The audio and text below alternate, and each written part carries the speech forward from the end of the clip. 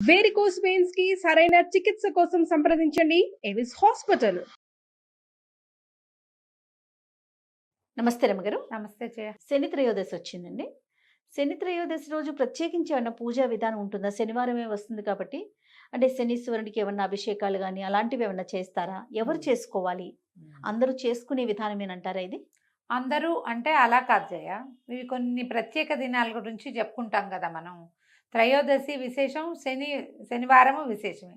ఈ రెండు కలిసి వచ్చినప్పుడు ఎవరికైతే జాతకాల్లో శని గ్రహం తాలూకు శని దోషం కానీ అంతర్దశల్లో విదశల్లో ఎక్కడైనా శని గ్రహం తాలూకు ఆయన నీచంలో పడ్డము ఉచ్చంలో పడ్డము లెక్కలు ఉంటాయి. అవును. ఇవి ఆ తర్వాత ఏమో ఏదో నా అర్ధాష్టమ శని, తర్వాత మనం ఇది చెప్పుకుంటాం కదా 7 సంవత్సరాలు ఉండే సాడే సాతి అంటుంటారు. అలాంటి శని దశలు ఉన్నప్పుడు వీళ్ళు ఖచ్చితంగా ఈ రోజున గనక ఏదైనా చేసుకుంటే శని మామూలుగా శని అనగానే ఏంటంటే అదేమిటో బ్యాడ్ వర్డ్ కాదు, మెల్లిగా వెళ్ళేది అని అర్థం, స్లోగా వెళ్తుంది. శని దశలు శని గ్రహము మిగిలిన అన్ని గ్రహాల కంటే నిదానమైన నడక గలవాడు. ఓకే. రోజులు గడవు శనితోటి, అది ప్రాబ్లం అనమాట. అందుకని ఏం చెప్తారు, మామూలుగా ఈ శనివారాలు పూజ చేసుకోండి, శనివారాలే మన రుద్రాభిషేకం చేసుకోండి, శివాభిషేకం చేసుకోండి, శనివారాలే వెంకటేశ్వర స్వామిని చూడండి, శనివారం నాడు నువ్వుల నూనె ఒంటికి నలుగు పెట్టుకోండి, దీపం పెట్టుకోండి, వెళ్ళి మన నవగ్రహాల దగ్గర అక్కడ ప్రదక్షిణాలు చేయండి, శనికి తైలాభిషేకం చేయించుకోండి. ఇవన్నీ ఎలా జరుగుతాయి జయ? ఇప్పుడు నువ్వు నేను మాట్లాడుకుంటే కాదు కదా, మన జాతకాన్ని ఎవరికైనా చూపించి దాన్ని చదివించుకుంటే జాతక పఠనం జరిగినప్పుడు బాబు నీకు ఈ పరిస్థితి ఉంది, మీరు ఇట్లా శనివారాలు చేసుకోవాలి అని ఎవరికైతే చెప్పబడి ఉంటుందో వాళ్ళు తప్పకుండా చేసుకోవాలి. పైగా ప్రతిసారి రాజు శని త్రయోదశి కొంచెం రేర్గా వస్తుంది సంవత్సరంలో కొన్నిసార్లు. శనికి ఏదైనా సమస్యలు ఉన్నవాళ్ళు జాతకపరంగా ఒక్క మాట చూపించుకుని ఉన్నది అలాంటి సమస్య ఏదైనా ఉంది అంటే కనుక విశేషమైన కాలంగా తిని చెప్తారు. ఓకే. దేవాలయానికి వెళ్ళటం, శనికి తైలాభిషేకం అవి చేస్తారు. నవగ్రహాల్లో శనీశ్వరుడు ఉంటాడు కదా, ఆ శనీశ్వరుడికి ఇట్లా అభిషేకం చేస్తారు, తైలాభిషేకం చేస్తారు. చిన్నటి నల్లగుడ్డల్లో నువ్వులు పోసి మూట కట్టి దాన్నే దీపంగా వెలిగిస్తారు. 19 ఎన్నో ప్రదక్షిణాలు ఉంటాయి, 19 ప్రదక్షిణాలు చేయమంటారు. ఇవన్నీ లెక్క పెట్టుకుని 17, 19 లెక్కలు ఉంటాయి. ఈ లెక్క ప్రకారం ఈ గ్రహానికి ఇది నీలాంజన సమాభాసం రవిపుత్రం యమాగ్రజం ఛాయామార్తాండ సంభూతం తం నమామి శనైశ్చరం.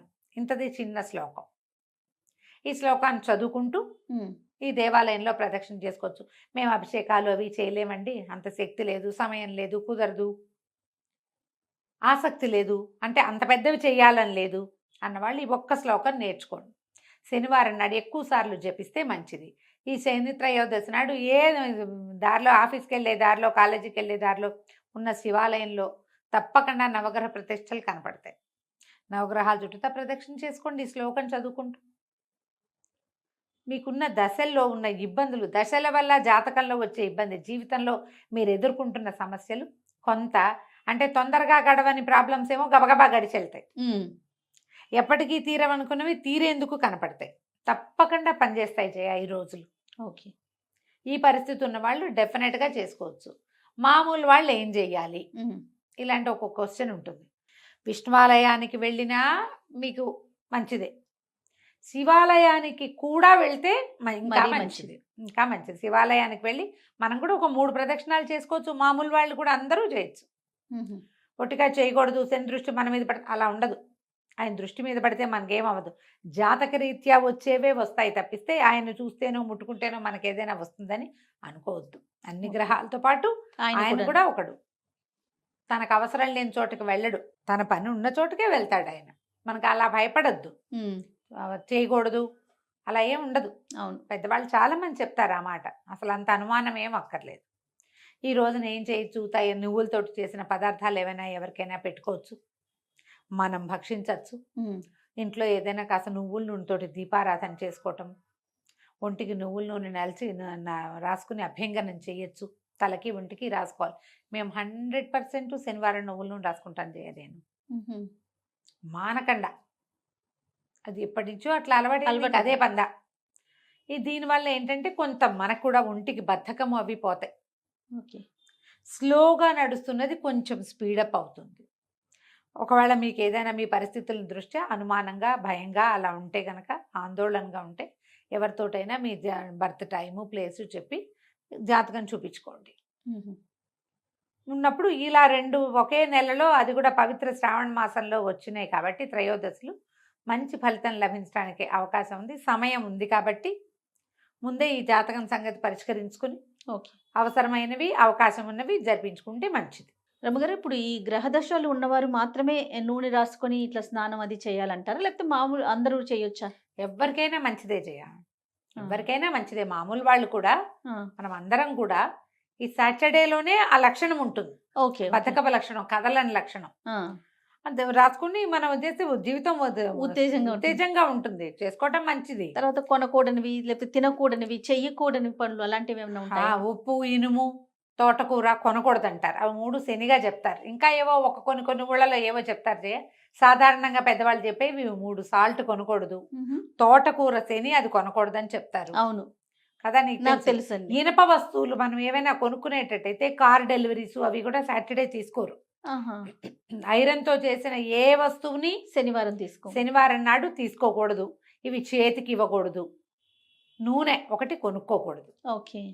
ఉప్పు, నూనె, తోటకూర, ఇనుము కొనకూడదు.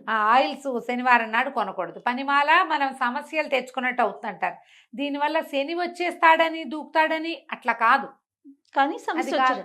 అది ఆయనకి సంబంధించింది. శని వస్తే కొంచెం అయితే శని వచ్చేటప్పుడు వచ్చాక ఇబ్బంది, కానీ వెళ్ళేటప్పుడు మంచి చేసిపోతాడని చెప్తారు శాస్త్రం. పల్లెటూళ్ళలో చెప్పుకునే మాటలే. జ్యోతిష్ పండితులు ఎవరైనా అయితే ఇంకా ఎలాబరేటెడ్ గా చెప్తారు. కానీ మనకి ఇలా చేసుకుంటే ఈ పద్ధతి ప్రకారం మనం రెగ్యులర్ దైనందినంలో మనం కొన్ని విషయాలు పాటిస్తాం కదా జయ. బుధవారము శనివారమే తలంటి పోసుకోవాలి, ఇది లెక్కే కదా. బుధవారం నాడు పెసలు, గురువారం నాడు శనగలు తినాలి, ఇది కూడా లెక్కే కదా. ఇవన్నీ మనకు తెలుసు, మనం జనరల్గా పాటించే విషయాలు. సోమవారం సహించదు, మంగళవారం మన్నదు చెప్తారు. సోమవారం కనుక ఏదైనా కొత్త బట్టలు కట్టుకున్నానుకో చిరుగుతాయి అవి. సోమవారం సహించదు, మంగళవారం మన్నదు. మంగళవారం మన్నదంటే ఆ గుడ్డ పాడైపోతుంది, అందుకని మంగళవారాలు వేసుకోకూడదు అంటారు. ఊళ్ళల్లో చెప్పుకునే మాటలే, పెద్దవాళ్ళు ముందు నుంచి చెప్తున్నవే కదా. మనకు కూడా వీటిని పాటించుకుంటే మంచిది. ఈ రోజు నీవి కొనకూడదు అంటే ప్లాన్ చేసుకోండి, మీ ప్లానింగ్ కోసమే. ఎప్పుడైతే వస్తే అది చేసేయకూడదు. ఏదైనా కొనడానికి ఒక ప్లానింగ్ కావాలా ఖచ్చితంగా, దానికి నీకు ఫోకస్ కావాలా, ఓ లిస్ట్ కావాలా, దానికి నువ్వు ఎంత బాగా ఉండాలి, ఆర్గనైజ్డ్గా ఉండాలి. మరి ఆర్గనైజేషన్లో భాగంగా ఈ రోజు ఇది అంటే ఒక పంక్చువల్గా జీవితం పద్ధతి ప్రకారం వెళ్తుంది. అందుకే ఇవన్నీ ఏర్పరిచారు. వీటిలలో కొన్నైనా వాడుకోండి, కొంతైనా పంక్చువాలిటీ అవి వస్తాయి మనకి. అవునండి, ఆలోచించండి తప్పకుండా. రమగారు నమస్తే. నమస్తే.